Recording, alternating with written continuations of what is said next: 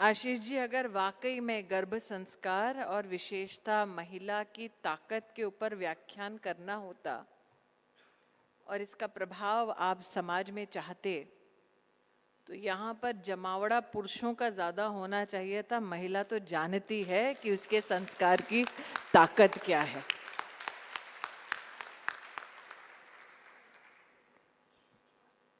अब उसको क्या कहूँ जो जानती है अपनी ताकत।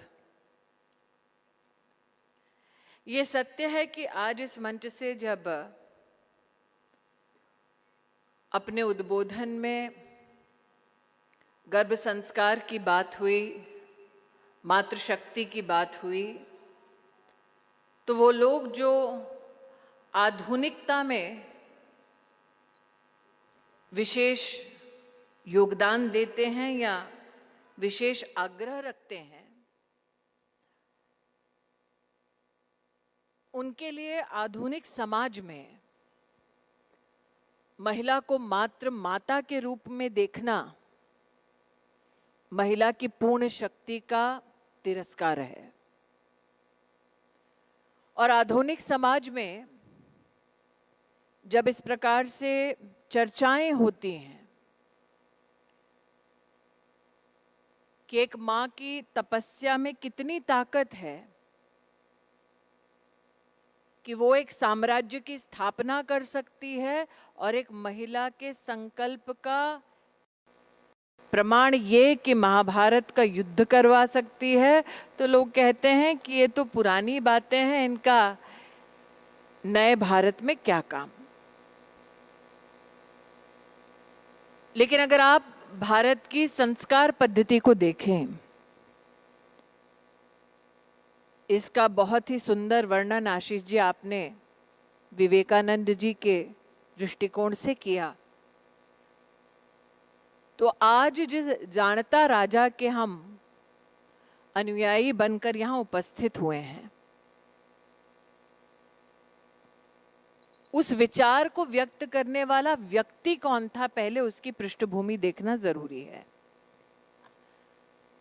आप में से कुछ लोग स्वयंसेवक होंगे, हैं क्या यहाँ पर कुछ? तो बहुत ही कम लोगों को शायद पता हो कि जानता राजा ये दो शब्द के रचयिता एक संत थे जिनका नाम था समर्थ रामदास जी। अब अगर लखनऊ में मैं ये कहूं कि समर्थ रामदास जी कौन थे, तो बहुत लोगों के मन में एक प्रश्न चिन्ह निश्चित रूप से उभरेगा। लेकिन आप में से कितने लोगों ने वो भजन सुना है, रघुपति राघव राजा राम? ये मान्यता है कि ये रामदास जी के मंत्र की उत्पत्ति है जो आज भी गाई जाती है।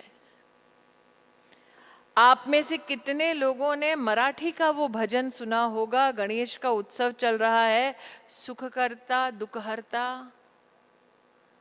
वो समर्थ रामदास जी का स्वयं का लेखन है। तो आशीष जी जिस परंपरा की बात कर रहे थे, सोचिए जो संत 1600 के वर्ष में धार्मिक मार्ग प्रशस्त कर रहे थे, उनका लेखन, भजन, मंत्र आज भी आधुनिक भारत में गाया जाता है। प्रभु के आराधना में हम सबके माध्यम से प्रभु के चरणों में अर्पित किया जाता है। और भारत की इस सांस्कृतिक धरोहर को संजोने का एक माध्यम है ऐसे कार्यक्रम, व्याख्यान मालाएं, जिनके माध्यम से एक भारत की श्रेष्ठता हमारे नागरिकों को, जनमानस को पहुंचाने की व्यवस्था हो। अब अगर जानता राजा की बात करें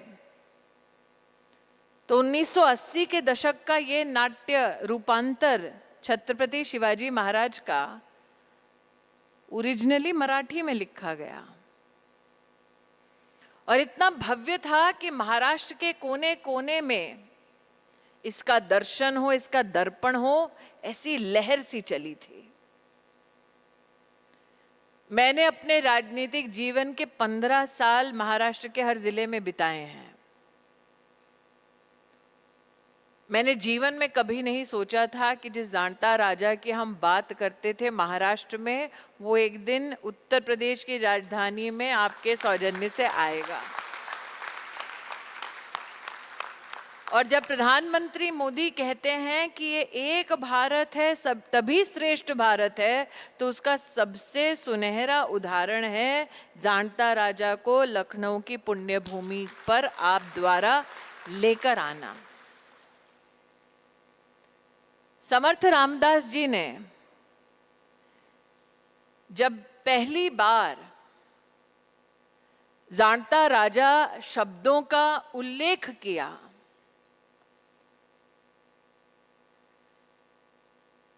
तो छत्रपति शिवाजी महाराज की प्रशंसा करते हुए उन्होंने क्या लिखा वो आपको आज बतलाना चाहती हूं। अब कुछ लोगों को भ्रम है कि संत थे महाराष्ट्र से, लिखा महाराष्ट्र में किसी के बारे में, मराठी हमें समझ नहीं आएगी, लेकिन हमारे भाषाओं की जननी संस्कृत का करिश्मा कुछ ऐसा है कि मैं मराठी में पढ़ूंगी और आप यहां पर हिंदी में समझ जाएंगे। और शायद इसी को दिव्य प्रेम कहते हैं।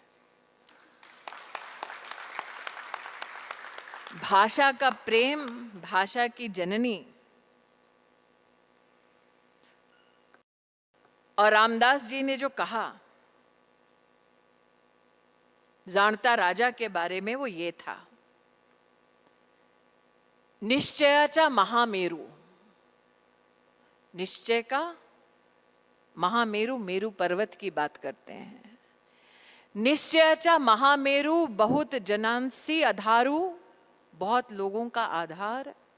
अखंड स्थितीचा निर्धारू, अखंड स्थिति का निर्धारित करने वाले श्रीमंत योगी नरपति, हयपति, गजपति, गणपति, भूपति, जड़पति, पुरंदर आणि शक्ति पृष्ठभागी, यशवंत, कीर्तिवंत, सामर्थ्यवंत, वरदवंत, पुण्यवंत, नीतिवंत जाणता राजा, आधारशील, विचारशील, दानशील, धर्मशील, सर्वज्ञपणे सुशील, सकळा थाईम, धीर, उदार, गंभीर, शूर, क्रियेसी तत्पर, सावधपणे नृपवर जाणता राजा। श्रीमंत योगी,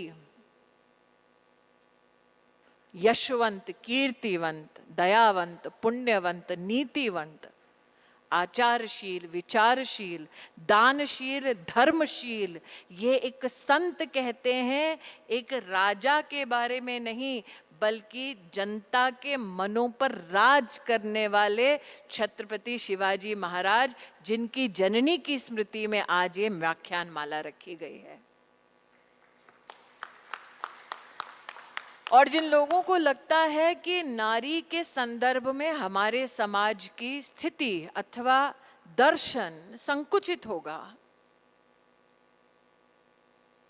समर्थ रामदास जी के जीवन में भी संत की दृष्टि से जब उन्होंने महाराष्ट्र भर में धर्म का प्रचार किया, धर्म का व्याख्यान किया, धर्म को आगे बढ़ाने का काम किया, ऐसे में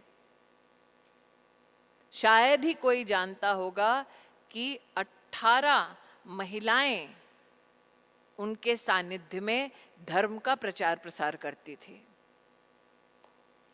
तो उस युग में किसी ने समर्थ रामदास जी से कहा, महिला और धर्म, धार्मिक गढ़ में महिला क्यों?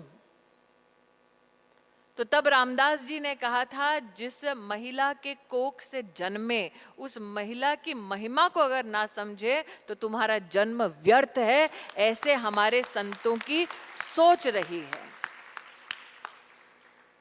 स्वयं सेवक सोच रहे होंगे हमारे बारे में क्यों पूछा। शायद ही कोई जानता होगा कि रामदास जी का कथन, उनका योगदान प्रेरणा बना डॉक्टर साहब के लिए।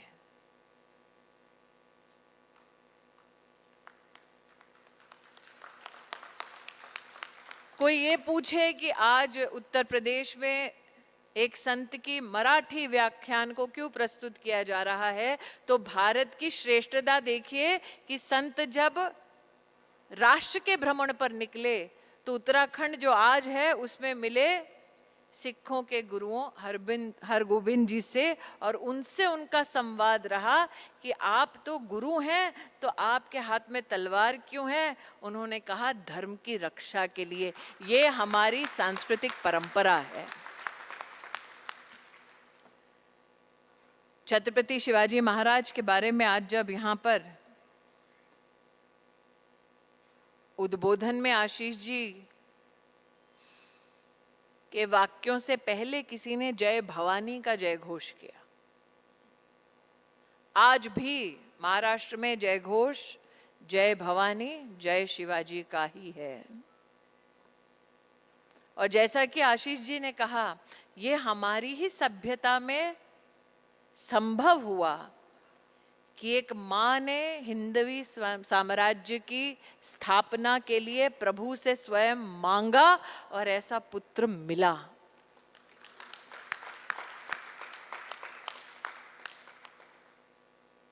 लेकिन जब आप ये जानता राजा जाएं देखने, उससे पहले मेरा आग्रह है कि यहां महिला हो या पुरुष, कुछ पल छत्रपति शिवाजी महाराज के साथ साथ माता जिजाऊ का भी उल्लेख अपने परिवार में करें। 14 साल के थे शिवाजी जब उनको और उनकी मां को पुणे की जागीर संभालने के लिए भेजा गया। साधारण जागीर नहीं थी। दक्खन में एक तरफ सुल्तान बैठे थे और दूसरी ओर मुगलिया सल्तनत थी।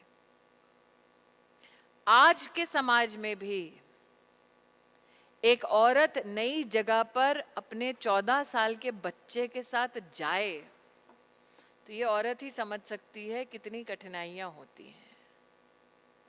आप सोचिए 1630 के बाद 14 साल के बेटे को लेकर एक नई जागीर संभालने के लिए उसकी मां जाती है। और मां भी कैसी, बेटे को रामायण महाभारत पुराणों की कथाएं सुनाती, घुड़सवारी सिखाती, तलवारबाजी सिखाती। दूसरी ओर उस छोटे से जागीर में प्रशासनिक व्यवस्थाओं को सुदृढ़ करती है। आज अगर किसी महिला से, किसी परिवार से बात करें तो हमको लगता है भाई 24 घंटे भी कम पड़ते हैं। हम में से कई लोग ये सोचते हैं कि अरे सुबह उठे, स्कूल के लिए तैयार करो, फिर घर के लिए तैयार करो, फिर दोपहर को लौटेंगे, फिर मेरी नौकरी भी है, फिर शाम को सब घर लौटेंगे, फिर मुझसे पूछेंगे अरे खाना क्या बनाना है, फिर रात को सब खाना खाएंगे, सब सोएंगे, मैं ऑफिस का थोड़ा काम पड़ा होगा वो ख़त्म करूँगी, ऑफिस नहीं जाती तो घर का काम है वो ख़त्म करूँगी। 24 घंटे निकल जाते हैं, मैं थक जाती हूँ, अगली सुबह फिर आती है, फिर थकती हूँ, यही बच्चे बड़े हो जाते हैं, फिर चले जाते हैं, पूछने वाला कोई नहीं होता। सही है? सब बहनों ने सर उठाया। आशीष जी देख लीजिए कहानी घर घर की।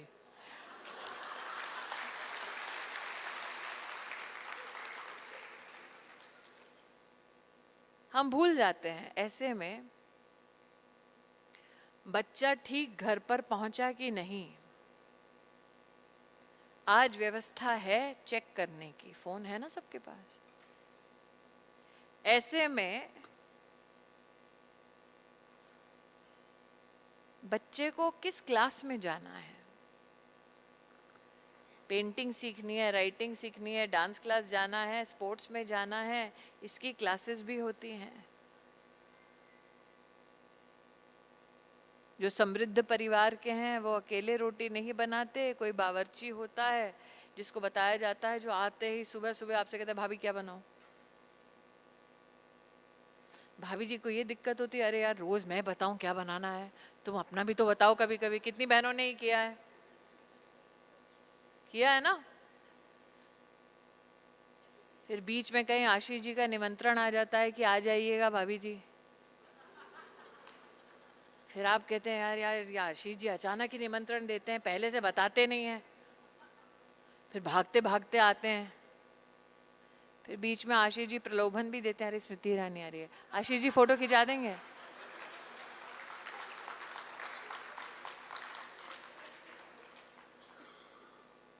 कुछ लोगों को याद नहीं होगा, वो कहेंगे यार मंत्री मंत्री से हमको नहीं मिलना, फिर आशीष जी फिर झूठ बोलता है, अरे नहीं सास बहू। ये भी होता है। तो आपका दिन लगभग ऐसे ही बीतता है। जिनको ऑफिस में मचमच है वो ये कहते हैं अरे इतना काम करती हूँ ऑफिस में, जो कम काम करते हैं उनका प्रमोशन जल्दी हो रहा है। बिजनेस शुरू करना है, बैंक वाला 50 फोन करता है, अकाउंटेंट और जोर मार रहा है, वकील साहब और परेशान कर रहे हैं। आधुनिक सुविधाएं होने के बावजूद हमारा ये दिन है जो बीतता है। सोचिए 1640 का दशक, एक माँ अपने 14 साल के बेटे को एक ऐसी जागीर में लेकर जाती है जो दुश्मनों से घिरा हुआ है। एक औरत अपने 14 साल के बच्चे को लेकर जाती है एक ऐसी जागीर में जहां लोग बैठकर इंतजार कर रहे हैं, हाँ आई है क्या। फिर वो औरत वहां पर जागीर भी संभालती है, बच्चा भी संभालती है। अपनी प्रजा को कभी भी इस बात का एहसास नहीं होने देती कि मात्र वही उसका बेटा है, पूरी प्रजा उसका परिवार है। ये संस्कार जिजाऊ माता वहां पर स्थापित करती है अकेली। और ये जो चित्र देख रहे हैं आप माता का अपने बेटे के साथ, भारत में शायद ही आपने ऐसा चित्र देखा होगा। क्योंकि जब बेटा चक्रवर्ती सम्राट बन जाता है तो बेटे की मूर्ति ज्यादा बड़ी होती है, मां की छोटी हो जाती है। लेकिन संस्कार देखिए छत्रपति शिवाजी महाराज के भक्तों का, उनको पता था कि पराक्रम की पृष्ठभूमि वो मां है।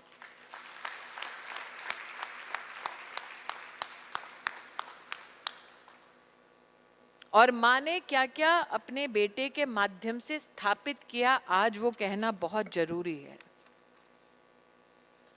मैंने आप सबसे कहा कि समर्थ रामदास जी ने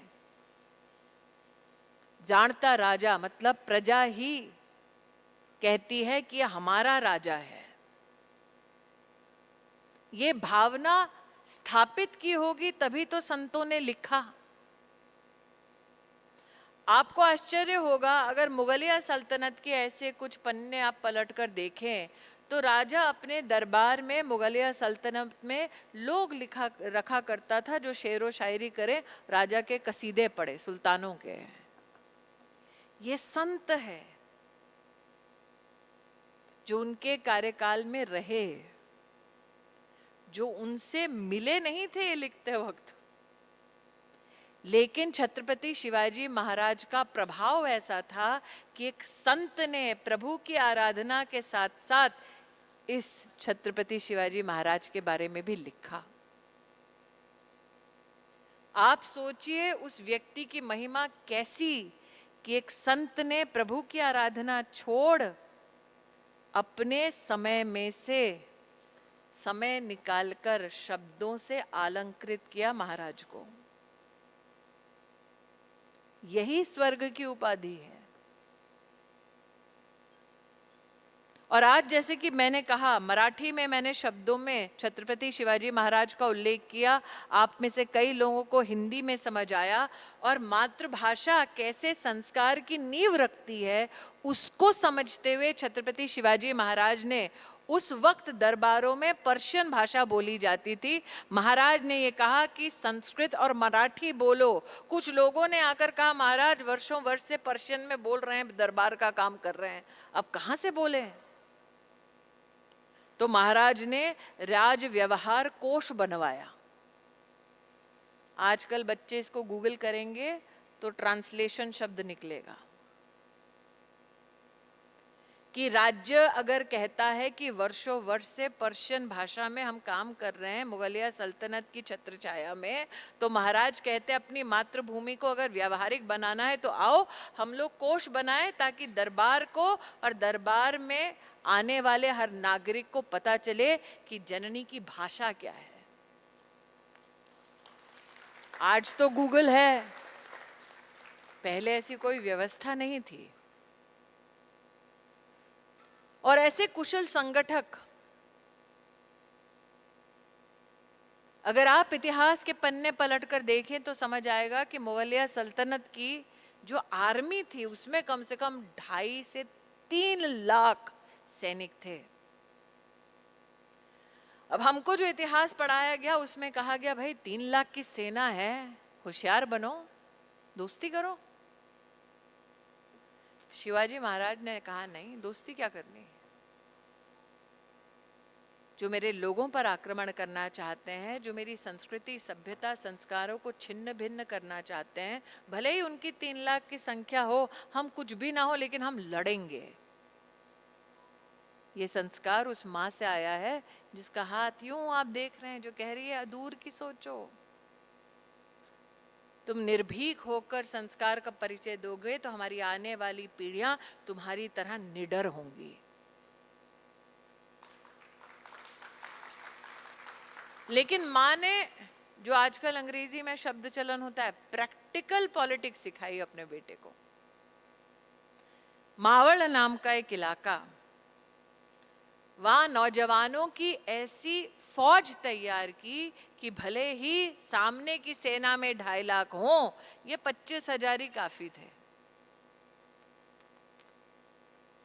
और मावड़ के नौजवानों को ऐसा विश्वास था छत्रपति शिवाजी महाराज में कि उनसे कभी किसी ने कहा कि मारे जाओगे समर्पण अगर नहीं किया मुगलिया सल्तनत और दक्कन के सुल्तानों के सामने, तो उन्होंने कहा लाख मर गए तो भी बेहतर है, लेकिन लाख मोल का हमारा ये पेशिंदा शिवाजी महाराज जिंदा रहना चाहिए।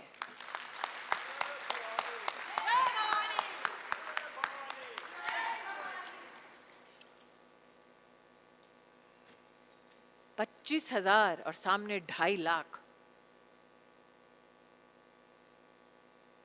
आप में से कितने लोगों ने गुरिल्ला वॉरफेयर ये 2 शब्द सुने हैं? सुना है ना? छत्रपति शिवाजी महाराज की यही मिलिट्री टैक्टिक थी। हम 25,000 वो 2.5 लाख, फिर भी हम भारी पड़ेंगे। आज जब जानता राजा का यहाँ पर वीडियो चला तो उसमें दुर्गों की बात की गई, किलों की बात की गई। आप जानते हैं महाराज ने पहला किला किस उम्र में फतेह किया था? 16 साल की उम्र में। 14 साल की आयु में माँ घुड़सवारी सिखा रही है, तलवारबाजी सिखा रही है, और 16 साल 2 साल में ही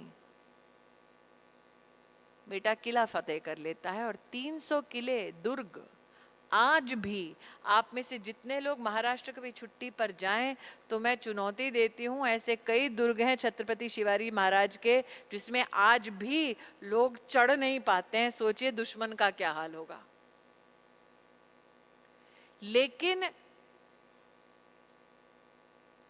शासन का स्वरूप कितना विराट हो सकता है कि एक 14 साल का लड़का अपनी माँ के साथ एक जागीर में आए, 16 साल की उम्र में पहला दुर्ग फतेह करे, धीरे धीरे 300 दुर्ग जीते और देश की सबसे प्रभावशाली नौसेना भी बनाए। आज भी 1640 के बाद की जो नौसेना की दुर्गे हैं जल में, कोंकण में, आप जाकर देखें छत्रपति शिवाजी महाराज ने तब जो बनाया वो आज भी है। कम पैसा, कम लोग, लेकिन व्यवस्था स्थायी।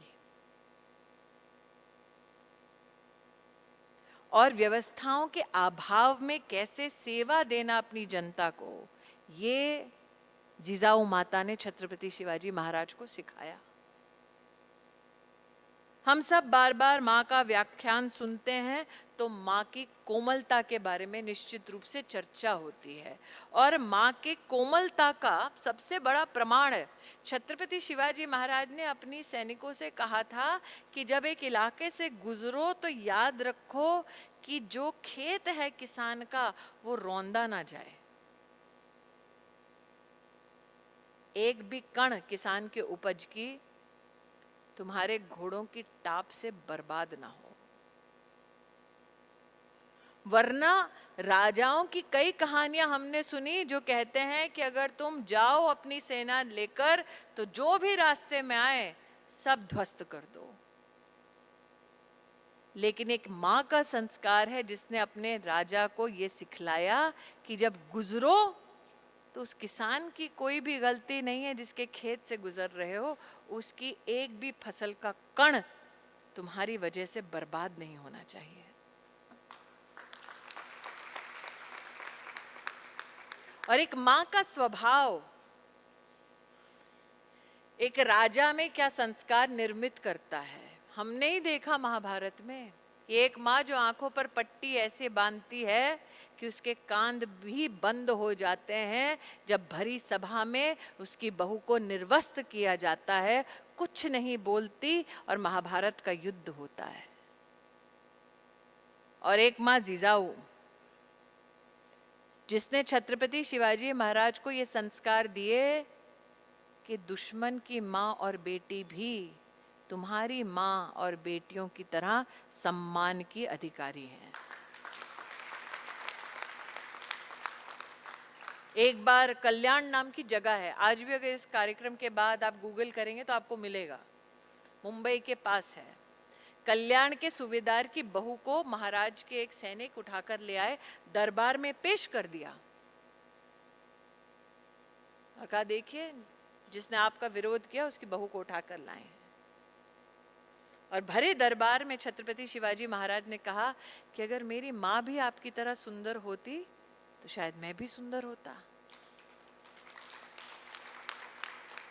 और सम्मान सहित उस महिला को उसके परिवार में लौटाया गया पूरे दरबार से।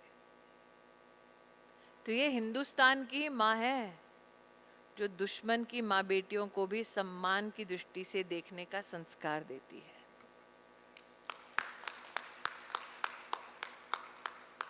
लेकिन मात्र कोमल नहीं है माँ, मात्र संस्कार का संचार नहीं करती, ये भी सिखलाती है कि शासन कैसे चलाया जाए। आज मुझे यहाँ पर कुछ लोग जैसे मीडिया के कुछ मित्र आए हैं, वो सोचेंगे मोदी जी के बारे में कुछ पूछ लें, आप कैबिनेट की मेंबर है, वो बैठा है भारत समाचार, मुझे मालूम है वो पीछे पीछे जाएगा भी, आप ये बोल दीजिए वो बोल दीजिए। लेकिन सोचिए उस जमाने में छत्रपति शिवाजी महाराज की भी 8 लोगों की कैबिनेट थी। उनके पास भी विदेश मंत्री थे जैसे मोदी जी के पास जयशंकर हैं। सुमंत विदेश मंत्री को कहते थे। उनके पास भी, हम सबको लगता है छत्रपति शिवाजी महाराज खुद सेनापति होंगे, लेकिन उन्होंने अपनी कैबिनेट में भी सेना के प्रधान को नियुक्त किया था अलग से। उनके पास भी न्यायाधीश थे और धार्मिक कार्यों के लिए दान करने के लिए अलग से दरबार में उनकी कैबिनेट में एक व्यक्ति की विशेष जिम्मेदारी थी। हमको लगता है आजकल दफ्तर में हमें काम करने में सचिव मिलते हैं, उनकी कैबिनेट में भी दफ्तर का मात्र काम करने के लिए एक सचिव होता था। इसका मतलब जब हमसे कहा जाता है कि देश अभी आजाद हुआ है, तुमको तो अभी शुरुआत हुई है, पता चला है कैसे शासन चलता था। इसीलिए नरेंद्र भाई हमें विश्व की लोकतंत्र की जननी के रूप में लोगों के सामने परिभाषित करते हैं।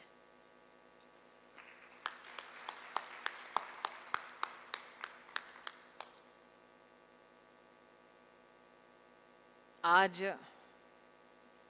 आपके मध्य में समय अल्प है, इसीलिए लंबा भाषण नहीं करूंगी।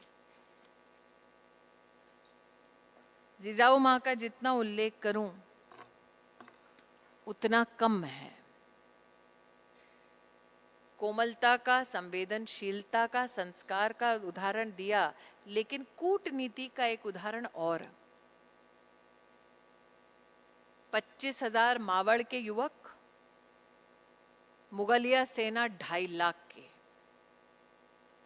लेकिन मां ने जब सिखलाया अपने बेटे को, तो ये राजेश जी बेहतर जानेंगे, वो तो बड़े बड़े साम्राज्य चलाते हैं आर्थिक रूप से। बड़े साम्राज्य की, बड़ी सेना की सबसे बड़ी प्रॉब्लम होती है उनका सप्लाई चेन। सप्लाई चेन में कोई गड़बड़ हो गई, व्यवस्थाओं में खाना मिला कि नहीं, पानी मिला कि नहीं, पूरी की पूरी व्यवस्था भंग हो जाती है। कितनी भी मेहनत करो, अंततोगत्वा जब आप शादी घर में होती है तो दुल्हन कितनी भी सजा लो, दूल्हे का घोड़ा कितना भी शानदार हो, वो खाने वाले ने अगर कुछ गड़बड़ कर दी तो नाश हो जाता है। और बहुत लोगों ने गड़बड़ देखी है, इसलिए सब सर हिला रहे हैं।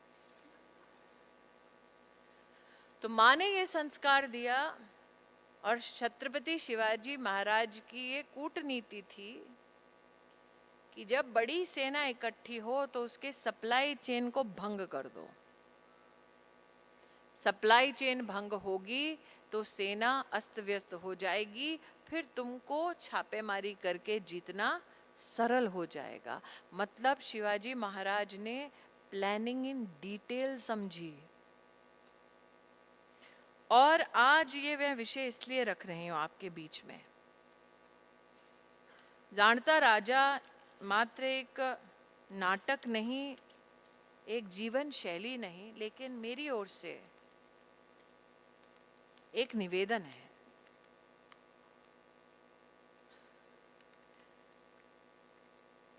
टेक्नोलॉजी के जमाने में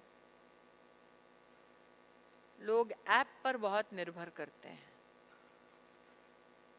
और हम चाहेंगे कि लोग आप पर निर्भर करें।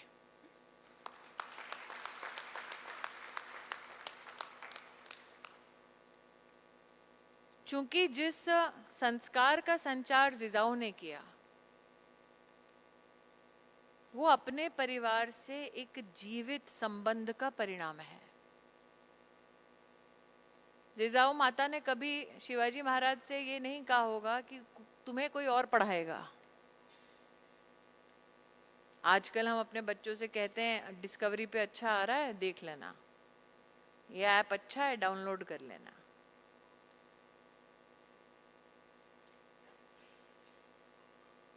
तो जाणता राजा की सबसे बड़ी सफलता इस बात से होगी आशीष जी, अगर लोग इस बात का महत्व समझें कि अच्छे संस्कारों के संचार की वजह से मुगलिया सल्तनत को चुनौती दे दी जा सकती थी और साम्राज्य स्थापित किया जा सकता था। अगर हम चाहते हैं, मेरी अपेक्षा नहीं है कि हम में वो सामर्थ्य है कि हम सब जिजाऊ बने, लेकिन हमारा संकल्प तो ये हो सकता है कि बेटा हो या बेटी, छत्रपति शिवाजी महाराज जैसे संस्कार उसमें हो।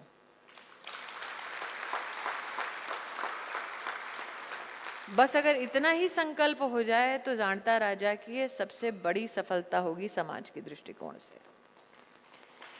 इसलिए आज मैं अपनी वाणी को विराम देने से पहले